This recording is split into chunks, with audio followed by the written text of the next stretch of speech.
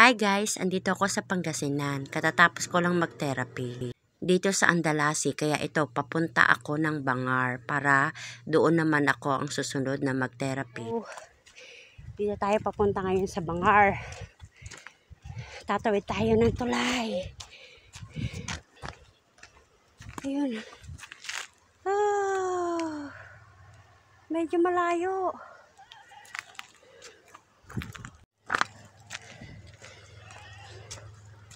Yan ang ilog nila. Pag tag-ulan, malaki ang tubigan. Pero pagka tag-init, medyo maliit ang tubig. Ayan ang tulay papuntang Bangar. Doon sa kabilang bundok. Medyo mainit. 4:30 na ng hapon. At tayo ay pupunta doon sa Bangar. Mas okay sana kung lalakad doon sa tulay kaysa lalakad dito. Sana doon na lang pala tayo sa baba dumaan. Pero Lord, ingatan niyo ako. Mag-isa lang ako guys. Ito. Tingnan. Malayo-layo ang ating lalakarin. Pero enjoy natin ang moment sa paglalakad dito. Sana pala doon tayo bumaba sa may doon. Sa may tulay sa baba. Mag-isa lang akong pumunta at saka tumawid sa hanging bridge, kaya medyo kinakabahan ako at ninenervyos sa pagtawid sa tulay. Kaya ito, lakas-lakasan loob para makalakad papunta sa kabilang lugar ng Bangar. Ay, ako Lord, nakakatakot. Yan. Lakad-lakad lang. Pera hangin. Dapat pala doon tayo bumaba sa sa tulay na maliit. Medyo Nung mataas. nasa kalagitnaan ako ng tulay, parang gusto ko nang umatras at gusto ko nang bumalik sa aking dating nilalakaran. Pero go lang tayo. Dahil kailangan natin tumawid. Moment lang natin ang pagtawid dito sa hanging bridge ng Bangar. Diretso lang tayo. Hawak maigi. Yan guys. Ang mga bundok. Dito tayo sa Bangar, mission therapy. Hindi mo madali ang pag-mission therapy ko bilang isang therapist. Ako ang therapist na hindi naman ako binabayaran ng malaki. Pero kailangan natin puntahan yung mga katulad nitong liblib na lugar na marami rin talagang nangangailangan ng therapy. Kaya katulad nung si Nanay Florentina, si Ma'am Maria ang sasagod ng bayad nun bilang pagtulong niya sa kanyang mga auntie na maraming nararamdaman sa katawan. Mahirap din naman kasi pag napabayaan po yung mga simpleng sakit ng balakang at tuhod, pagdating ng araw, mas malaking problema sa kanilang kalusugan, sa kanilang katawan.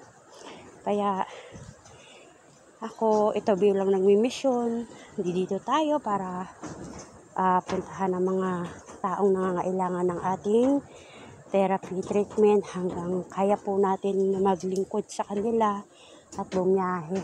Ito pala ang kamatsili guys. Ang sarap pala nito. Yan. Kamatsili.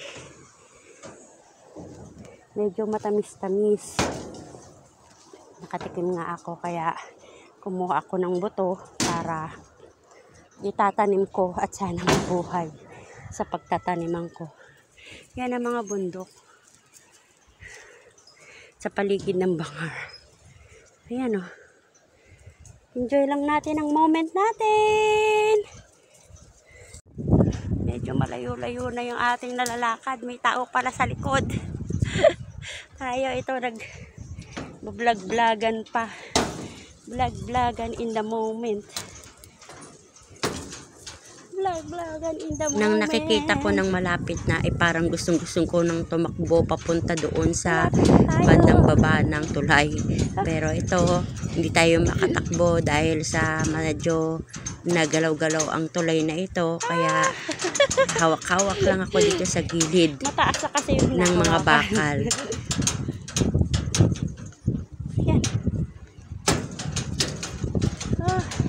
Okay, Lord, malapit na kami. Diba?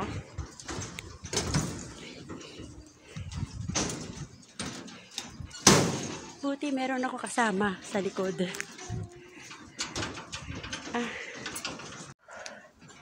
Malapit na.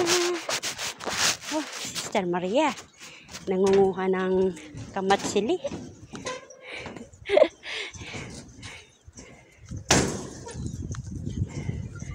Pwede nang tumakbo rito.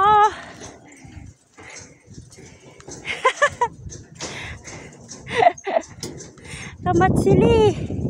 Ano yan? Kamatsili? Ang dami mo nakuha.